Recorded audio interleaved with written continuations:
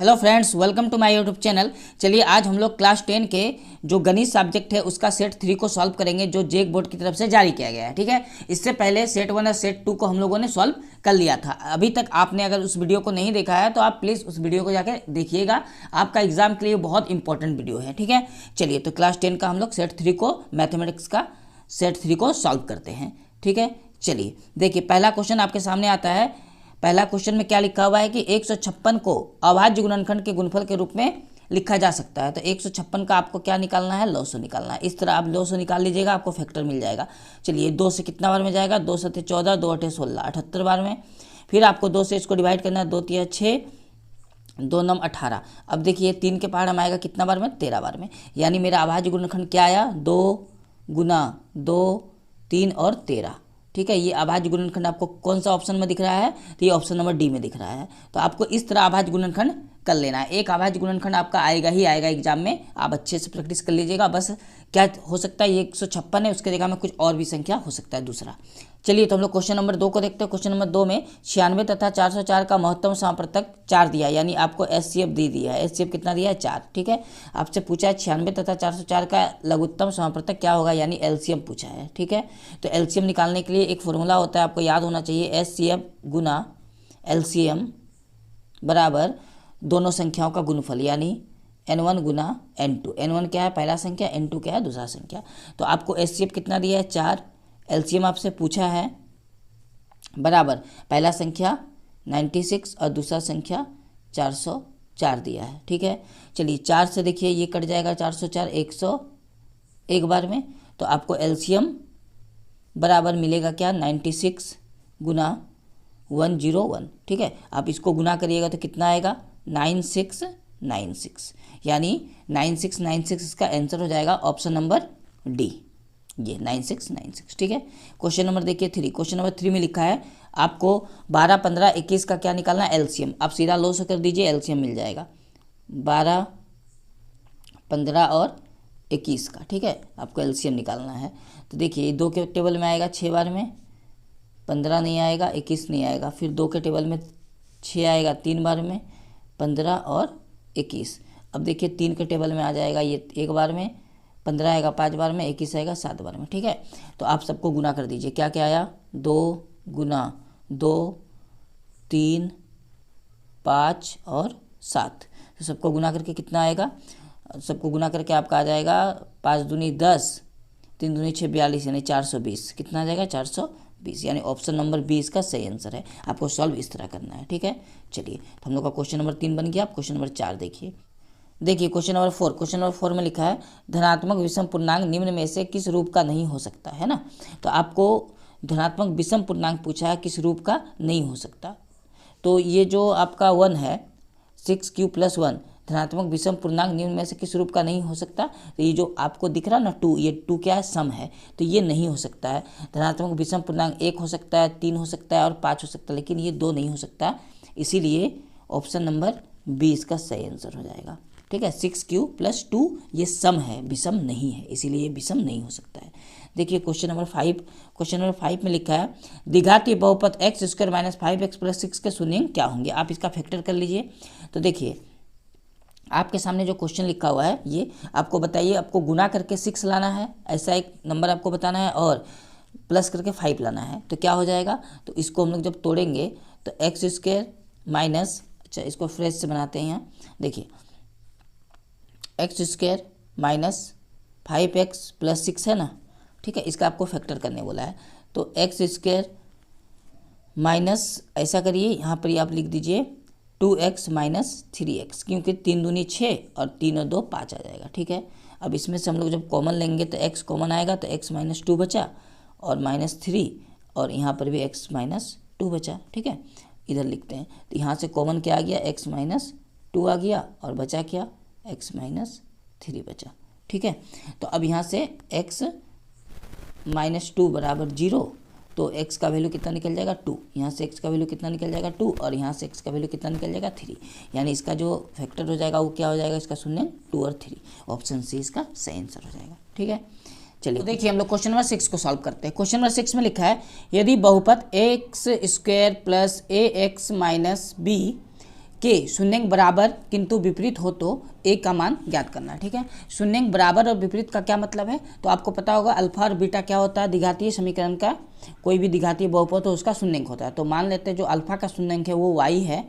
इस प्रकार आपको दूसरा शून्यंक बीटा होता है तो इसका भी शून्यंक क्या होगा, y बराबर है लेकिन विपरीत है। तो आप किसी एक के सामने माइनस लिख दीजिए, अल्फा के वैल्यू के सामने या बीटा वाला का मान। ठीक है, लेकिन अपोजिट बोला है विपरीत, इसीलिए एक प्लस मिलेंगे एक माइनस मिलेंगे, एक ही जैसा लेंगे। ठीक है, अब देखिए हम लोग को फॉर्मूला पता होता है कि अल्फा प्लस बीटा बराबर क्या होता है, अल्फा प्लस बीटा बराबर क्या हो जाता है, माइनस बी बटा ए। ठीक है, तो अल्फा का मान कितना माने हम लोग, y, अब बीटा का मान कितना माने हैं, माइनस y। ठीक है, अब बताइए b का वैल्यू कहाँ कितना होगा, तो b का वैल्यू a हो जाएगा यानी माइनस a, और a का वैल्यू कितना हो जाएगा, 1 हो जाएगा। ठीक है, कहाँ से आ रहा है ये वैल्यू, एक्स स्क्वायर का पहले जो होता है उसको हम लोग a बोलते हैं, x के पहले को b बोलते हैं, और जो लास्ट में बचा है उसको c बोलते हैं। ठीक है, तो हम लोग देख रहे हैं इस तरह सॉल्व करके y plus minus minus y और इक्वल टू माइनस a, तो ये और ये कैंसिल हो जाएगा, तो a equal minus a equal to कितना बच जाएगा, 0। तो a इक्वल टू कितना हो जाएगा, 0, क्योंकि माइनस कहाँ चला जाएगा, 0 में। ठीक है, तो हम लोग का सही आंसर हो जाएगा ऑप्शन नंबर डी, 0। ठीक है, चलिए अब अगला क्वेश्चन हम लोग 7 नंबर को देखते हैं। क्वेश्चन नंबर 7 में किसी बहुपद px के लिए ग्राफ आकृति में दिया गया है। ठीक है, बहुपद के शून्यंकों की संख्या क्या होगा, तो x अक्ष को कितना बार ये रेखा काट रहा है, इस तरह 2 बार, है ना। तो ये बहुपदों में शून्यंकों की संख्या 2 हो जाएगा, तो जितना बार ये काटेगा उतना ही आंसर हो जाएगा। 2 बार काटा है तो 2 आंसर होगा। इसका मतलब क्वेश्चन नंबर हम लोग का जो 7 है इसका आंसर हो जाएगा ऑप्शन सी। अब क्वेश्चन नंबर 8 को हम लोग देखते हैं। क्वेश्चन नंबर 8 में लिखा हुआ है समीकरण युग्म, ये एक समीकरण है, ये एक दूसरा समीकरण। ठीक है, तो आपसे पूछा गया है कि यदि समीकरण में a1 बटा a2 बराबर नहीं है b1 बटा b2 के, तो इस प्रकार समीकरण युग्म क्या कहलाता है। अगर ये दोनों आपस में बराबर ना हो तो समीकरण युग्म क्या कहलाता है, अद्वितीय हल कहलाता है, यानी ऑप्शन नंबर इसका ए सही आंसर हो जाएगा। ठीक है, जब a1 बटा a2 बराबर ना हो b1 बटा b2 के, तो क्या होता है, अद्वितीय हल होता है। अच्छा, अद्वितीय हल की जगह में अगर आपको लिखा हुआ मिल जाए केवल एक हल है तो भी सही होगा। ठीक है, अद्वितीय हल को ही हम लोग क्या बोलते हैं, केवल एक हल है। चलिए अगला क्वेश्चन 9 नंबर को देखते हैं। देखिए क्वेश्चन नंबर 9, क्वेश्चन नंबर 9 में आपसे दिया हुआ है रेखा 2x प्लस 3y बराबर 5 और 4x प्लस 6y बराबर 15 के कितने हल होंगे, आपको निकालना है। तो चलिए हम लोग पहले चेक करते हैं। आपको a1 बटा a2 निकाल लेना है पहले। तो a1 कितना हो जाएगा, 2 हो जाएगा, ये समीकरण 1 से आएगा, और a2 कितना हो जाएगा, a2 4 हो जाएगा, यानी ये समीकरण 2 इसको मान लेते हैं। ठीक है, तो इसको जब काटेंगे तो 2 एकम 2, 2 दूनी 4, 1 बटा 2 आया। अब हम लोग b1 बटा b2 निकाल लेंगे, तो b1 बटा b2, तो b1 कितना हो जाएगा 3 और b2 कितना हो जाएगा 6, इसको काटेंगे, 3 एकम 3, 3 दूनी 6, 1 बटा 2 इसका भी वैल्यू आया। अब हम लोग c1 बटा c2 निकाल लेंगे, तो c1 बटा c2 बराबर c1 कितना है, -5 हो जाएगा, क्योंकि बराबर के इधर से इधर लाएंगे तो वो माइनस में हो जाएगा साइन, और c2 हो जाएगा -15। इसको काटेंगे तो माइनस माइनस तो कटा, 5 के पारा में 1 बार में, ये 3 बार में, यानी 1 बटा क्या आया 3। तो हम लोग देख पा रहे होंगे यहाँ पर कि a1 बटा a2 बराबर है किसके, b1 बटा b2 के, लेकिन ये बराबर नहीं है c1 बटा c2 के। जब ऐसा हो जाएगा तो हम लोग क्या बोलते हैं, कोई हल नहीं है, है ना। जब ऐसा कंडीशन आपको दिख जाए तो हम लोग का आंसर होगा कोई हल नहीं होगा, यानी ऑप्शन नंबर सी इसका सही आंसर हो जाएगा, कोई हल नहीं होगा। ठीक है, चलिए अगला 10 नंबर क्वेश्चन को देखते हैं। तो क्वेश्चन नंबर 10 में आपसे लिखा हुआ है यदि रैखिक समीकरण युग्म असंगत है तो उनके द्वारा निरूपित रेखाएं क्या होंगी, है ना। तो असंगत अगर होगा तो रेखाएं समांतर होंगी, रेखाएं क्या होगी, समांतर, यानी ऑप्शन ए इसका सही आंसर हो जाएगा, समांतर होंगी। चलिए अगला क्वेश्चन देखते हैं 11 नंबर को। क्वेश्चन नंबर 11 में लिखा है समीकरण युग्म 5x माइनस 3y बराबर 8 और 3x प्लस 2y बराबर 1 का हल निकालना है। तो ये इसको मान लेते हैं ये पहला समीकरण, इसको मान लेते हैं दूसरा समीकरण, है ना। तो चलिए, तो पहला समीकरण को 3 से गुना करिए और दूसरा समीकरण को 5 से, दोनों तरफ क्यों करेंगे, x के पहले वाला को बराबर करने के लिए। तो पहला समीकरण को हम लोग 3 से मल्टीप्लाई करेंगे तो कितना आ जाएगा, 15x माइनस 9y बराबर 8 तिया 24, और दूसरा समीकरण को 5 से गुना करेंगे तो कितना हो जाएगा, 15x plus 10y equal to 5। ठीक है। अब इसको सॉल्व करिए, तो हम लोग साइन को चेंज कर देते हैं। साइन चेंज करने के बाद ये तो कैंसिल हो गया, यहाँ पर कितना आ जाएगा -19y, और इधर सॉल्व करने पर आ जाएगा आपका 19, है ना। तो ये 19 से 19 एक बार में कटा, तो y बराबर कितना हो गया 1, और ये माइनस जो पहले था यहाँ माइनस, यानी y का मान कितना आ गया 1।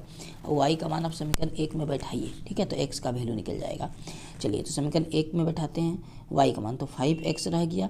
अच्छा, -1 बैठाएंगे y का मान, तो -3 से गुना होगा, तो ये हो जाएगा +3 इक्वल टू कितना है 8। तो 5x बराबर आपको 3 को इधर ले जाना है और माइनस करना है, तो आएगा 5, यानी 5 कटा एक बार में, तो x बराबर कितना आ जाएगा 1, यानी x का मान 1 आया और y का मान -1 आया। तो ऐसा ऑप्शन नंबर ए में आपको मिलेगा, x बराबर 1 और y बराबर -1। तो क्वेश्चन नंबर 11 का आंसर ए हो जाएगा। अब देखिए क्वेश्चन नंबर 12 में लिखा है रैखिक समीकरण युग्म जिसका कोई हल नहीं होता है उसे क्या कहते हैं। जिसका कोई भी हल नहीं होता है उसे हम लोग असंगत कहते हैं। इसका मतलब ऑप्शन नंबर 20 का सही आंसर हो जाएगा, ठीक है। चलिए अगला क्वेश्चन देखते हैं हम लोग, क्वेश्चन नंबर 13 को। क्वेश्चन नंबर 13 में लिखा है समीकरण युग्म में x + y बराबर 7 है, x - y बराबर 1 का हल क्या होगा, ठीक है। तो आपको हल निकालना है इस ऑप्शन के अनुसार। तो देखिए पहला ऑप्शन में x का मान 2 है और y का मान 2 है, तो दोनों को जोड़ के 7 तो नहीं आएगा, तो ये नहीं होगा, ठीक है। ऑप्शन बी में दिया है x का मान 2 और y का मान -1, दोनों को जोड़ के 7 आएगा, नहीं आएगा। अच्छा, अब ऑप्शन नंबर सी को चेक करते हैं, दोनों को जोड़ के 7 आएगा, हाँ 7 आएगा। दोनों को घटा के क्या 1 आएगा, हाँ देखिए इसमें घटा के लाना था, इसमें जोड़ के लाना था, तो हम लोग का ऑप्शन सी सही आंसर हो जाएगा 13 नंबर का, ठीक है। आप इस तरह चेक कर सकते हैं, इस प्रकार सी आंसर हो जाएगा। अब देखिए क्वेश्चन नंबर 14, क्वेश्चन नंबर 14 में लिखा हुआ है निम्नलिखित में से कौन द्विघातीय समीकरण है। तो द्विघातीय समीकरण के लिए आपको सॉल्व करना है, तो जिसके तरफ x बचेगा वो द्विघातीय समीकरण होगा। तो हम लोग पहले ऑप्शन नंबर ए को सॉल्व करते थे। ये क्या दिया है x + 1 का होल स्क्वायर बराबर 2 है, फिर ब्रैकेट के अंदर x - 3 है। तो सॉल्व करेंगे तो x + 1 का होल स्क्वायर का फॉर्मूला में क्या हो जाएगा x² + 2ab, यानी 2x और प्लस में 1 का स्क्वायर 1 हो जाएगा, और इधर 2 से मल्टीप्लाई होगा x का, तो 2x और -6 हो गया, ठीक है। इसको सॉल्व करेंगे तो ये क्या हो गया, कैंसिल हो गया। तो x², अब 6 को इधर लाएंगे तो क्या हो जाएगा, माइनस है तो प्लस हो जाएगा, यानी 7 हो जाएगा, 1 से प्लस हो बराबर 0। तो इसमें देखिए x² आपको बचा हुआ दिख रहा है ना केवल, तो x² अगर दिख जाए तो वो द्विघातीय समीकरण होता है, तो हम लोग का ऑप्शन ए सही आंसर हो जाएगा, ठीक है। इसी तरह आप बाकी को भी चेक कर सकते हैं, बाकी में x² नहीं बचेगा, ठीक है। चलिए अगला क्वेश्चन देखते हैं। क्वेश्चन नंबर 15 में लिखा है यदि द्विघातीय समीकरण 3x² + kx - 4 बराबर 0 का एक मूल 4 है तो k का क्या मान होगा, ठीक है। तो हम लोग को पता है कि मूल क्या क्या होता है, एक अल्फ़ा होता है और एक क्या होता है बीटा। तो अल्फ़ा को मान लेते हैं पहला मूल 4 और बीटा पता नहीं, ठीक है। तो अल्फ़ा का वैल्यू 4 दिया हुआ है, तो हम लोग का फार्मूला होता है अल्फ़ा + बीटा, आपको पता होगा फार्मूला -b/a, ये फार्मूला होता है। अब बताइए हम लोग एक मूल 4 मान लेते हैं, अल्फ़ा को ही मान लेते हैं, है ना।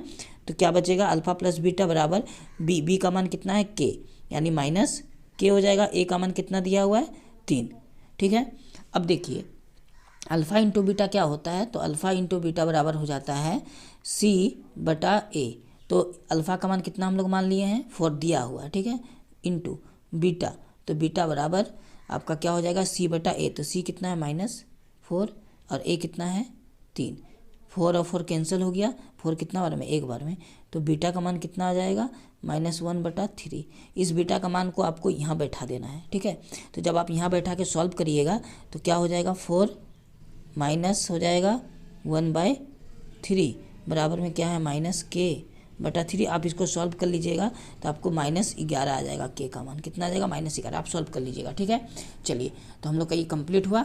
इस प्रकार इसका आंसर क्या हो जाएगा, तो इसका आंसर हो जाएगा ऑप्शन ए -11।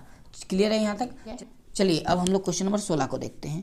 देखिए क्वेश्चन नंबर 16 में लिखा हुआ है वह द्विघातीय बहुपद, वह द्विघातीय समीकरण जिसके मूल 2, -2 हो क्या होगा, ठीक है। तो आपको 2 मूल यानी अल्फ़ा दिया हुआ है 2 और बीटा दिया हुआ है -2, 2 मूल को अल्फ़ा बीटा मानते हैं। तो फॉर्मूला हम लोग का होता है द्विघातीय समीकरण निकालने का x² -अल्फ़ा + बीटा x, और होता है प्लस अल्फ़ा इंटू बीटा बराबर 0। आपको मान बैठा लेना है यहाँ।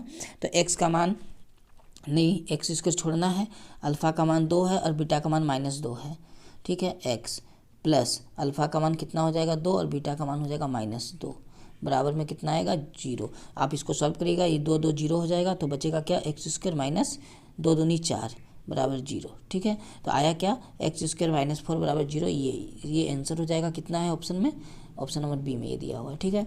चलिए अगला क्वेश्चन हम लोग 17 नंबर को देखते हैं। 17 नंबर क्वेश्चन में दिया हुआ है द्विघातीय समीकरण 4x square plus 4x plus 1 बराबर 0 के मूलों की प्रकृति क्या होगा। आपको डी का मान निकालना है।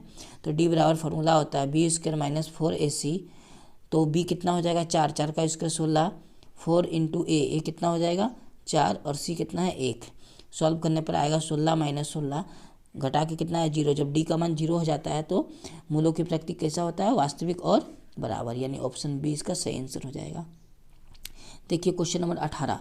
क्वेश्चन नंबर 18 में लिखा है द्विघातीय समीकरण 2x square minus 4x plus 3 बराबर 0 का विभक्तर क्या होगा, ठीक है। आपको डी का वैल्यू निकालना है। तो डी बराबर फार्मूला होता है बी स्क्वायर माइनस 4ac, और बी का मान -4 है, ठीक है। कितना है -4 का ये हो गया स्क्वायर, और 4 ए का मान 2 है, और ये 3ac का मान।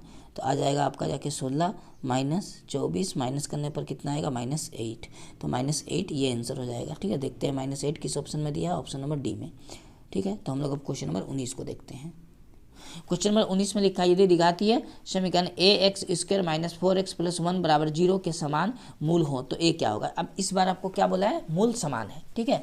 मान लेते हैं कि इसका जो मूल है यानी अल्फा बराबर, इसको मान लेते हैं हम लोग y है, और बीटा भी क्या है, y है, समान मूल है ना।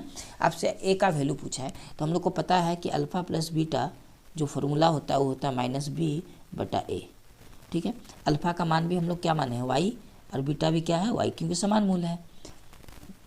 अब बताइए यहाँ पर माइनस रहेगा b, अच्छा b का मान -4 है, तो माइनस माइनस प्लस हो गया 4, ठीक है। a कितना हो जाएगा, a हो जाएगा, a का मान a हो जाएगा, क्योंकि x स्क्वायर का पहले क्या है, a है।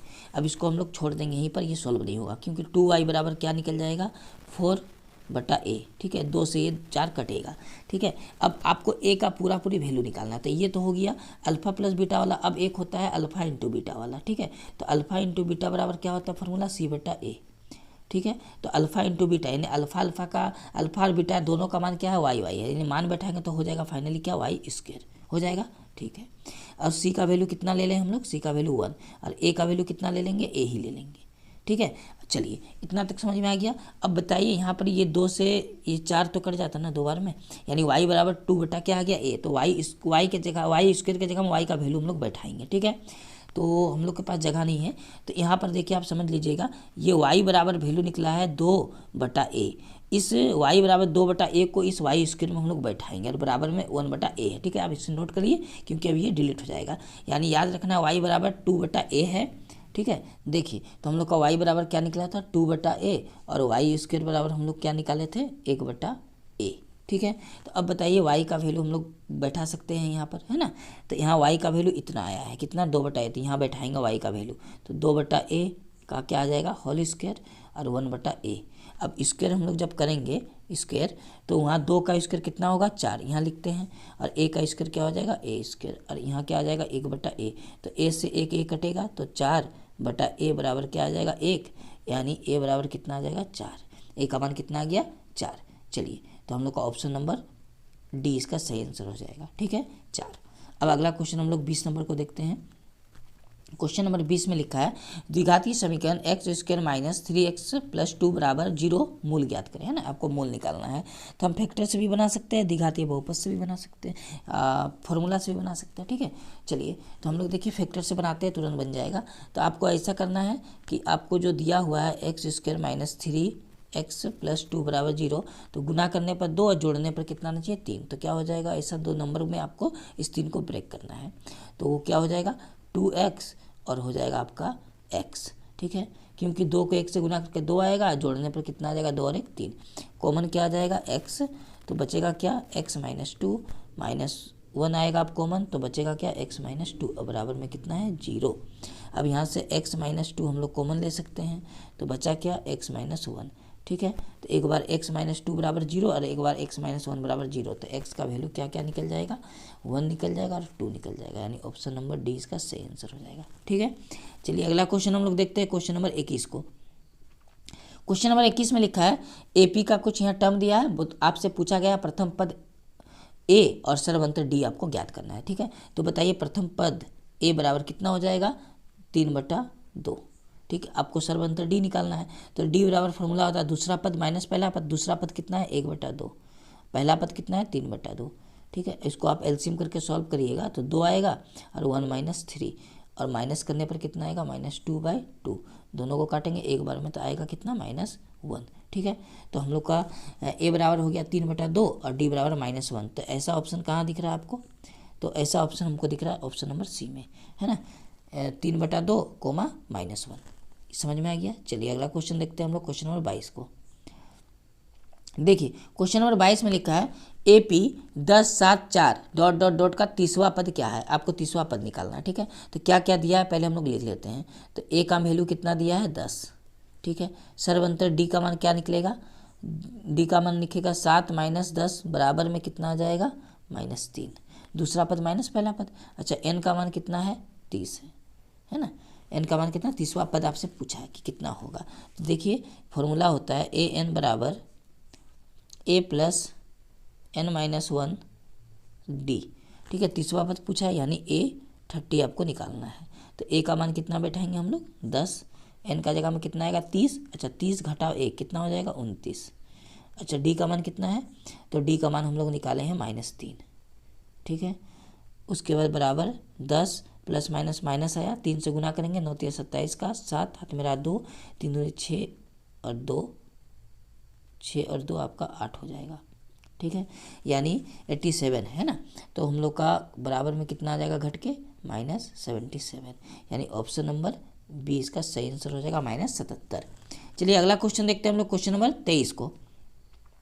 देखिए क्वेश्चन नंबर 23 में लिखा है AP 5 7 9 11 ... का कौन सा पद 27 है? आपको N निकालना है। ठीक है, चलिए मान लेते हैं Nवां पद 27 है। Nवां पद क्या है 27 है। तो सबसे पहले हम लोग लिख लेते हैं A बराबर कितना हो जाएगा 5, D बराबर कितना निकल जाएगा 7 - 5 बराबर 2। ठीक है, तो मान लेते हैं Nवां पद क्या है 27 है। अब AN का फॉर्मूला होता है A + N - 1 और D बराबर में कितना हो जाएगा 27। A का मान कितना है 5, हमसे N का मान निकालना है हमको, है ना। N छोड़ दीजिए, D कितना निकला है 2।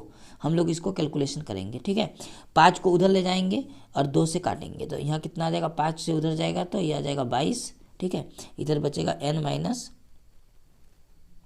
1 और 2 से 22 कटेगा कितना बार में 11 बार में। ठीक है, और 1 इधर आ जाएगा तो प्लस हो जाएगा, यानी N बराबर हो जाएगा 12।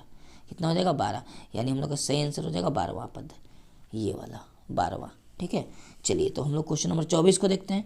क्वेश्चन नंबर 24 में लिखा हुआ है AP 8 3 - 2 ... के प्रथम 22 पदों का योग क्या है? इस बार आपको योग निकालना है लेकिन 22 पदों का। ठीक है, चलिए तो A का मान कितना है 8, D का मान कितना निकलेगा 3 - हम लोग लिख लेते हैं एक बार। देखिए A का मान कितना हो जाएगा 8, D का मान निकालेंगे 3 - 8 = -5। 22 पदों का योग बोला है ना, तो N बराबर कितना हो जाएगा 22। ठीक है, फॉर्मूला होता है SN वाला, तो S22 बराबर फॉर्मूला N होता है, तो N के जगह में हम लोग सीधा 22 लिखेंगे बटा 2। उसके बाद होता है क्या 2A, यानी 2A, तो A का मान 8 है, 8 दूनी 16 लिख देंगे। ठीक है, उसके बाद आता है प्लस N - 1, तो N कितना है 22 और -1 यानी 21 आ जाएगा। उसके बाद क्या होता है D कितना निकला -5, तो यहाँ -5 हो जाएगा। ठीक है, अब इसको सॉल्व करेंगे, 2 से 22 कटेगा 11 बार में, 11 आया। इसको सॉल्व करेंगे 16 प्लस माइनस माइनस 5 से गुना करेंगे तो कितना आ जाएगा 105, 21 को 5 से गुना करके। ठीक है, 11। अब इसको हम लोग जब सॉल्व करेंगे तो कितना आएगा 105 से 16 को आपको माइनस कर लेना है। ठीक है, तो हम लोग माइनस करेंगे तो माइनस करके कितना आएगा 105 को हम लोग को किससे माइनस करना है 16 से। ठीक है, तो 15 से 6 जाएगा तो यहाँ 9 हो जाएगा और 9 से 1 गया तो 8 हो जाएगा, यानी माइनस में आ जाएगा 89। ठीक है, और इसको हम लोग गुना करते हैं तो गुना करके कितना आएगा, माइनस तो आएगा ही, 9 8 और 16 17 के साथ हाथ में 1 8 और 1 9, यानी 979। ठीक है, तो ये देख लीजिए माइनस में 979 कहाँ है, ऑप्शन नंबर डी में है -979, ये इसका आंसर हो जाएगा। ठीक है, हम लोग अब क्वेश्चन नंबर 25 को देखते हैं। क्वेश्चन नंबर देखिए 25, क्वेश्चन नंबर 25 में लिखा हुआ है समान भुजाओं वाले सभी बहुभुज समरूप होते हैं यदि उनकी संगत भुजा क्या हो जाए, समानुपातिक हो जाए। यानी ऑप्शन ए इसका सही आंसर हो जाएगा, समानुपातिक। ठीक है, चलिए अब क्वेश्चन नंबर हम लोग 26 को देखते हैं। क्वेश्चन नंबर 26 में लिखा है आकृति में यदि AD दिया हुआ है 1 सेंटीमीटर, BD है 1.5 सेंटीमीटर, AE है 2 सेंटीमीटर तथा EC 4 सेंटीमीटर, तो कौन सा कथन सत्य है ये ऑप्शन में से। तो हम लोग पहले चेक कर लेते हैं। तो देखिए हम लोग को पता है, चेक कर लेते हैं कि यहाँ पर जो बताया गया है, तो हम लोग पहले समांतर, ये जो समांतर है इसको चेक करने के लिए क्या नियम है कि AD बटा DB बराबर होना चाहिए किसके, AE बटा EC के। ठीक है, लेकिन AD कितना है 1 और DB कितना है 1.5 और AE कितना है 2, EC कितना है 4। ठीक है, हम लोग इसको काटते हैं, 2 एकम 2, 2 दूनी 4, यानी आया कितना 1/2। क्या ये बराबर आया, नहीं आया।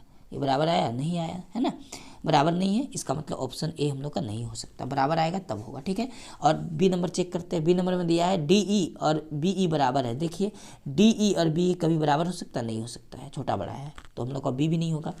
अच्छा, DE बोला है लंब है BC पर, तो DE यहाँ है और ये बोला है BC पर लंब है, तो लंब नहीं हो सकता, लंब मतलब 90, ये भी नहीं होगा, यानी आंसर हो जाएगा इनमें से कोई नहीं, ऑप्शन डी, इनमें से कोई नहीं। ठीक है, चलिए अगला क्वेश्चन देखते हैं हम लोग।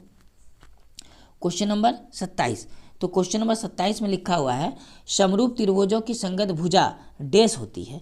तो समरूप त्रिभुजों की संगत भुजा क्या होती है, समानुपातिक होती है। समरूप त्रिभुज की संगत भुजा क्या होती है, समानुपातिक होती है, यानी ऑप्शन बी इसका सही आंसर हो जाएगा, समानुपाती। चलिए क्वेश्चन नंबर 28 की ओर चलते हैं। देखिए क्वेश्चन नंबर 28 का ऑप्शन कहाँ है, क्वेश्चन नंबर 28 का ये रहा ऑप्शन, है ना। चलिए देखिए क्वेश्चन नंबर 28 को पढ़िए। इसमें लिखा है त्रिभुज ABC तथा त्रिभुज PQR के लिए कौन सा कथन सत्य है। आपको सत्य खोजना है, तो आपको देखिए इसमें ध्यान देना है कि जो ABC त्रिभुज है इसमें ये जो कोण A है 80 डिग्री है और कोण B 60 डिग्री है। ठीक है, तो ये जो कोण 80 डिग्री है ये देखिए 3.8 और 3√3 के बीच में है। ठीक है, तो 3.8 का संबंध सीधा किससे आएगा, इससे 7.6 से, और 3√3 का संबंध सीधा इसके साथ आएगा, यानी ये वाला और ये वाला के बीच का जो कोण है वो R है। ठीक है, इसी तरह इसके और इसके बीच का कोण क्या A है, यानी A का संबंध सीधा R के साथ होगा। ठीक है, A के बाद कौन आ जाएगा R। इसी प्रकार 3.8 और 6 के बीच में कौन B है, तो हम लोग के 7.6 और 12 के बीच में Q है, यानी यहाँ पर अगर B आता है तो यहाँ क्या आना चाहिए, Q आना चाहिए। ठीक है, तो ऐसा किस ऑप्शन में आपको दिख रहा है, A के साथ R, B के साथ Q और एक बचा C, तो C के साथ क्या आ जाएगा, C के साथ P आ जाएगा, है ना। तो हम लोग देख लेते हैं A के साथ R, ठीक है, A के साथ R, तो हम लोग का ऑप्शन नंबर कौन सा है, देखिए A के साथ R वाला, ये A के साथ R, B के साथ Q और C के साथ P, यानी हम लोग का सही आंसर हो जाएगा ऑप्शन बी वाला सत्य है। ठीक है, इस तरह आपको मिलान करना है। चलिए अगला क्वेश्चन देखते हैं हम लोग, क्वेश्चन नंबर 29 को। और क्वेश्चन नंबर 29 में लिखा है मान लीजिए त्रिभुज ABC समरूप है त्रिभुज DEF के। ठीक है, और इनके क्षेत्रफल क्रमशः 64 सेंटीमीटर स्क्वायर और 121 सेंटीमीटर स्क्वायर है। यदि EF 15.4 सेंटीमीटर है तो आपको BC निकालना है। बहुत अच्छा क्वेश्चन है। देखिए कैसे इसको बनाना है, तो हम लोग को पता होना चाहिए जो एरिया होता है उसका जो भुजा होता है उसके समानुपातिक होता है। इसका कहने का मतलब है कि अगर EF, ठीक है, बटा BC जो होता है वो एरिया के क्षेत्रफल के बराबर, मतलब एरिया के मतलब क्षेत्रफल के बराबर होता है, यानी EF। तो हम लोग EF किस त्रिभुज वाला में आ जाता है, हम लोग का ये आ जाता है, पहला देखिए ABC है ना, इसका ये 64 दिया है। ठीक है, और नीचे हम लोग का BC, यानी नीचे कितना आ जाएगा 64, कितना आ जाएगा 64, और ऊपर कितना आ जाएगा इसका 121। ठीक है, अब EF के जगह में आपका मान बैठेगा। ठीक है, इसका हम लोग क्या बैठा देते हैं, मान बैठा देते हैं। तो इसका देखिए वर्ग के बराबर होता है, किसके बराबर होता है, वर्ग के, और इसका 121/64 है, तो इसको हम लोग क्या लिख सकते हैं, 121/64 को 11/8। ठीक है, तो स्क्वायर से स्क्वायर क्या हो जाएगा, कट जाएगा। EF का मान कितना है 15.4। अच्छा BC आपसे पूछा है, ठीक है, इधर आ गया 11/8। अब इसको आप सॉल्व करिए, पॉइंट को काटेंगे हम लोग, है ना, पॉइंट काट के हम लोग यहाँ पर 10 लिख सकते हैं। ठीक है, तो 154 जो है वो 11 का पहाड़ा में कट जाएगा, कितना बार में, एक बार में और 4 बार में, 14 बार में कटा। हाँ, अब इसको सॉल्व करेंगे हम लोग। देखिए 2 से ये भी कटेगा 7 बार में और ये कटेगा 5 बार में। ठीक है, तो यानी BC बराबर आपको ध्यान से समझना है। तो BC जाएगा, ये 11 का 11 कटा था ना एक के पास, 8 को 7 से गुना करेंगे तो कितना आ जाएगा 7 8 56, और नीचे में कितना बच जाएगा 5। ठीक है, अब इसको भागा करेंगे हम लोग तो कितना बार में भागा जाएगा वो देख लीजिए, वो आंसर आएगा। तो भागा होगा 5, इसको भागा करेंगे तो आएगा, ये कटेगा आपका जाके 5 एकम 5 एक बार में, ठीक है 55 बार में, 11 पचे 55, अब 0.2 यानी 11.2। तो 11.2 कहाँ है देखिए, ऑप्शन नंबर 1 में है 11.2। ठीक है, ऑप्शन नंबर ए में है 11.2। तो हम लोग का ऑप्शन ए इसका सही आंसर हो जाएगा। इस तरह इसको सॉल्व करना है। ठीक है, चलिए अगला क्वेश्चन हम लोग क्वेश्चन नंबर 30 को देखते हैं। क्वेश्चन नंबर 30 में लिखा है एक समबाहु त्रिभुज की भुजा 20 सेमी, इसके शीर्षलंब की लंबाई क्या होगा। एक समबाहु त्रिभुज है, समबाहु त्रिभुज मतलब तीनों भुजा क्या होना चाहिए बराबर। ठीक है, इस प्रत्येक का भुजा कितना का है 20 20 और 20 का है। ठीक है, शीर्षलंब मतलब ये पूछा है, तो ये 90 डिग्री बनाएगा, तो ये आपका कितना हो जाएगा 10, क्योंकि पूरा पूरी 20 है तो आधा क्या हो जाएगा 10। आपको ये लंबाई निकालना है, तो ये लंबाई निकालने के लिए इसी को शीर्षलंब कहते हैं। फॉर्मूला होता है 20 का स्क्वायर करना है माइनस 10 का स्क्वायर करके उसका स्क्वायर रूट लगा देना है, ये आंसर होगा। तो 20 का स्क्वायर 400 और 10 का स्क्वायर 100 रूट में, लेकिन ठीक है घटाने पर कितना आएगा 300। अब इसका आप रूट निकाल दीजिए। ठीक है, तो आप इसका रूट निकालिएगा तो आ जाएगा 10√3। कितना आ जाएगा यहाँ लिखते हैं 10√3। ठीक है, चलिए कोई दिक्कत नहीं है। तो ये कौन सा ऑप्शन में है, ऑप्शन नंबर ए में है, तो हम लोग ए में टिक लगा देते हैं, ये वाला 10√3। ठीक है, क्वेश्चन नंबर चलिए 31 को देखते हैं। देखिए क्वेश्चन नंबर 31, क्वेश्चन नंबर 31 में लिखा हुआ है त्रिभुज ABC में AB 12 है, AC 13 है, BC 5 है, तो B कौन क्या होगा, है ना। आपको क्या करना है, पहले सबका स्क्वायर कर लेना है। तो देखिए AB, तो AB का हम लोग क्या निकालेंगे स्क्वायर, तो AB का स्क्वायर यानी 12 का स्क्वायर कितना हो जाएगा 144। उसके बाद हम लोग का AC है, तो AC का स्क्वायर करेंगे तो AC कितना है 13, 13 का स्क्वायर हो जाएगा 169। उसके बाद क्या है BC का स्क्वायर कितना हो जाएगा 5 है, तो 5 का स्क्वायर 25 है ना। तो इसमें से देखिए कोई भी दो का जोड़ तीसरे के बराबर आता है क्या, हाँ। तो 144 को और 25 को अगर हम लोग जोड़ दें तो कितना आता है 169, जो कि ये वाला 169 के क्या है बराबर है।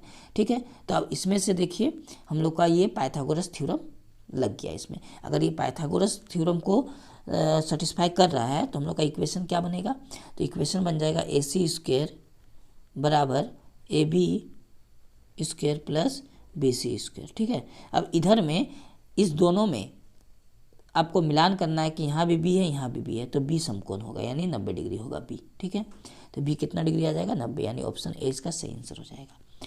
देखिए क्वेश्चन नंबर 32 में लिखा है वृत्त को दो बिंदुओं पर प्रतिच्छेद करने वाली रेखा को क्या कहते हैं। ये वृत्त है, दो बिंदुओं पर प्रतिच्छेद करेगा कब, ये तो स्पर्श रेखा हो गया। एक बिंदु पर प्रतिच्छेद करता है, आपको दो बिंदु बोला है, तो आप कहीं से भी इसको गुजार दीजिए। अगर दो बिंदु पर प्रतिच्छेद कर रहा है तो पक्का है वो क्या है छेदक रेखा है, उसको छेद करके जाएगा, इसीलिए इसका आंसर हो जाएगा छेदक रेखा, ऑप्शन बी।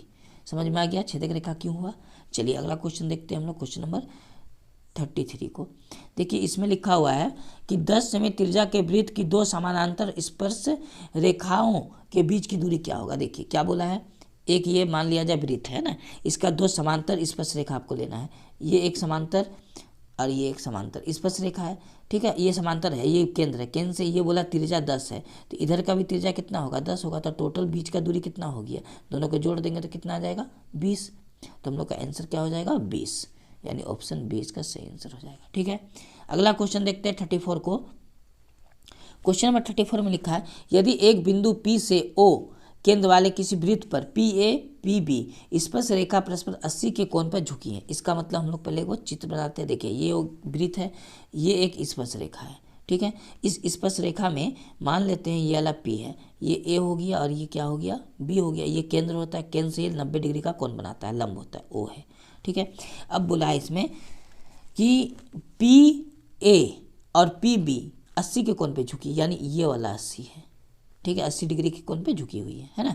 तो तुम आपसे पूछा है POA यानी ये 20 से आप काटिए इसको, ये वाला कोण पूछा है। ठीक है, अगर ये 80 है तो ये पूरा कितना का होगा, ये पूरा 100 का होगा, उसका आधा कर दीजिए कितना 50 है ना। तो हम लोग का आंसर क्या हो जाएगा 50, ये वाला। ठीक है, चलिए अगला क्वेश्चन देखते हैं। 35 नंबर में दिया है किसी वृत्त के एक दिए गए बिंदु पर कितनी स्पर्श रेखा खींची जा सकती है। तो किसी भी वृत्त को आप ले लीजिए, इस पर स्पर्श रेखा बहुत सारा खींचा जा सकता है, इधर से भी आएगा, इधर से भी आ सकता है, इधर से भी आ सकता है, इधर से भी आ सकता, ये नहीं हुआ, इधर से भी आ सकता है ना, बहुत सारा हो सकता है, इस तरह इस पर से खा सकता है। तो हम लोग क्या बोल सकते हैं, अनंत। आंसर हो जाएगा ऑप्शन डी, अनंत हो सकता है। ठीक है, चलिए क्वेश्चन नंबर 36 को देखते हैं। क्वेश्चन नंबर 36 में लिखा है 90 डिग्री केंद्र कोण और आर त्रिज्या वाले त्रिज्याखंड का क्षेत्रफल क्या होगा। तो हम लोग को पता है कि त्रिज्याखंड का क्षेत्रफल क्या होता है, थीटा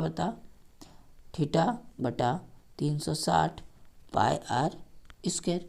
ठीक है, थीटा का मान कितना है 90, 360 और पाई का मान आपको ऑप्शन में पाई छोड़ा गया है, छोड़ दीजिए। आर कितना दिया है, तो आर का मान आर ही दिया है। स्क्वायर काटेंगे इसको, 0 0 कटा, 9 एकम 9, 9 9 4 36 है ना। इसका मतलब बचा क्या, पाई आर स्क्वायर बटा में 4। तो पाई आर स्क्वायर बटा में 4 कहाँ दिख रहा है, ऑप्शन बी में। यानी क्वेश्चन नंबर 36 का आंसर हो जाएगा option B, pi R square बटा 4। देखिए क्वेश्चन नंबर 37 में लिखा है वृत्त की त्रिज्या का मान 7 सेंटीमीटर हो तो सबसे बड़ी जीवा का मान क्या होगा। ठीक है, देखिए ये वृत्त है। ठीक है, वृत्त की ये जो त्रिज्या है वो कितना है 7, और ये त्रिज्या आपसे पूछा है सबसे बड़ी जीवा। सबसे बड़ी जीवा को क्या कहते हैं, व्यास। यानी त्रिज्या अगर 7 है तो व्यास कितना हो जाएगा, दोनों को जोड़ दीजिए, कितना आ जाएगा 14। यानी वृत्त का जो व्यास होता है वो सबसे बड़ी जीवा होता है। तो हम लोग का आंसर हो जाएगा 7 7 14, यानी ऑप्शन डी इसका सही आंसर हो जाएगा। ठीक है, देखिए क्वेश्चन नंबर हम लोग 38 को देखते हैं। क्वेश्चन नंबर 38 में लिखा है 14 सेंटीमीटर त्रिज्या वाले वृत्त के उस चाप की लंबाई क्या होगी जो केंद्र पर 90 डिग्री का कोण बनाता है। ठीक है, तो देखिए आपके चाप की लंबाई का फॉर्मूला क्या हो जाएगा, थीटा बटा 360, थीटा बटा 360। उसके बाद हो जाएगा आपका 2 पाई आर। थीटा का मान कितना दिया है 90, 360 गुना 2, पाई का मान क्या है, जो होता है 22/7। आर कितना लिखना है 14। इसको सॉल्व करेंगे, 0 0 कटा, 9 4 36, 2 से ये कट जाएगा 2 बार में, फिर ये 2 से कट जाएगा 7 बार में 14, 7 और 7 कट गया, आया कितना 22। तो हम लोग का सही आंसर क्या हो जाएगा, ऑप्शन नंबर सी हो जाएगा, 22 सेंटीमीटर होगा। ठीक है, चलिए क्वेश्चन नंबर 39 को देखते हैं। क्वेश्चन नंबर 39, तो क्वेश्चन नंबर 39 में लिखा हुआ है कि 10 सेमी त्रिज्या वाले एक वृत्त की कोई जीवा केंद्र पर समकोण अंतरित करती है तो संगत दीर्घ त्रिज्याखंड का क्षेत्रफल ज्ञात कीजिए, पाई का मान इतना रखना है आपको। ठीक है, देखिए क्वेश्चन क्या था, ये वृत्त है। ठीक है, ये हो गया त्रिज्याखंड। ठीक है, तो ये जो एंगल है ये कितना का है, ये दिया हुआ है क्या एंगल, समकोण, यानी ये 90 डिग्री का है। ठीक है, इसको बोलते हैं लघु त्रिज्याखंड। बाकी ये वाला जो है ना, ये दीर्घ त्रिज्याखंड बोला है, आपको इसी का क्षेत्रफल निकालना है। ठीक है, तो ये 90 डिग्री हो गया, तो बच्चा कितना है 270 डिग्री। ठीक है, चलिए तो हम लोग सॉल्व करते हैं किसका, दीर्घ त्रिज्याखंड का क्षेत्रफल। तो हो जाएगा थीटा बटा 360 पाई आर स्क्वायर। थीटा का मान हम लोग को कितना बैठाना है 270, दीर्घ के लिए 270, लघु के लिए 90 बैठाना है, लेकिन दीर्घ निकालना है। बटा में कितना आ जाएगा 360, उसके बाद क्या होता है पाई आर स्क्वायर। तो पाई का मान कितना रखना है 3.14, क्योंकि ये दिया हुआ है पाई का मान। ठीक है, आर कितना है 10, तो पाई आर स्क्वायर होता है, तो ये हो जाएगा 100, 10 का स्क्वायर। देखिए पॉइंट है, पॉइंट को काट के 1 देंगे, 2 0 बैठेगा, ये और ये क्या हो गया कैंसिल, ये और ये क्या हो गया कैंसिल। 9 से काटेंगे, 9 3 27, 9 4 36। ठीक है, चलिए यहाँ तक क्लियर है। 2 से इसको काटेंगे, 2 दूनी 4, ये कटेगा 2 एकम 2, 2 5 10 और 2 7 14, 157 बार में अब नहीं कटेगा, यानी 3 को 157 से गुना करना है।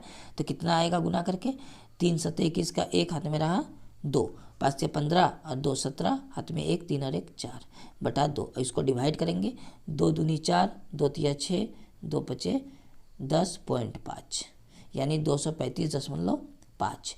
235.5 कहाँ दिख रहा है आपको, ऑप्शन नंबर ए में। ठीक है, चलिए हम लोग आज का आखिरी क्वेश्चन देखते हैं, क्वेश्चन नंबर 40 को। ठीक है, क्वेश्चन नंबर 40 में लिखा है एक घोड़ा एक वर्गाकार मैदान कोने में 7 मीटर लंबी रस्सी से बांध दिया गया है, उस भाग का क्षेत्रफल क्या होगा जहाँ घोड़ा घास चर सकता है। ठीक है, तो क्या बोला गया, एक वर्गाकार मैदान है। ठीक है, एक वर्गाकार मैदान है, इसमें से 7 मीटर लंबा रस्सी से घोड़ा को बांध दिया गया। मान लिया जाए ये 7 मीटर लंबा क्या है, रस्सी है, यहाँ पर ही घोड़ा को बांधा गया। घोड़ा का ये एरिया निकालना है आपको, है ना। तो देखिए ये वृत्त का क्या बन गया, चतुर्थांश बन गया, है ना, क्योंकि अगर इसको हम लोग आगे बढ़ाएंगे तो एक वृत्त बनेगा, तो ये वृत्त का क्या है चतुर्थांश। तो आपको चर सकने वाला भाग निकालना है, तो वो इसी एरिया में चर पाएगा, यानी आपको वृत्त का चतुर्थांश निकालना है, आंसर हो जाएगा। तो वृत्त का चतुर्थांश का क्षेत्रफल क्या होता है, वृत्त का क्षेत्रफल का चतुर्थांश 1/4 और पाई आर स्क्वायर। ठीक है, चलिए तो 1/4, पाई का मान कितना है नहीं दिया है, तो 22/7 बैठाएंगे। आर कितना दिया है 7, तो हम लोग 7 7 2 बार लिखेंगे। ठीक है, अब सॉल्व करेंगे। देखिए 7 से 7 कटा, अच्छा 2 दूनी 4 और 2 से 11 बार में, यानी 11 7 77/2, तो 77/2 आ गया। कितना आ गया? 77/2।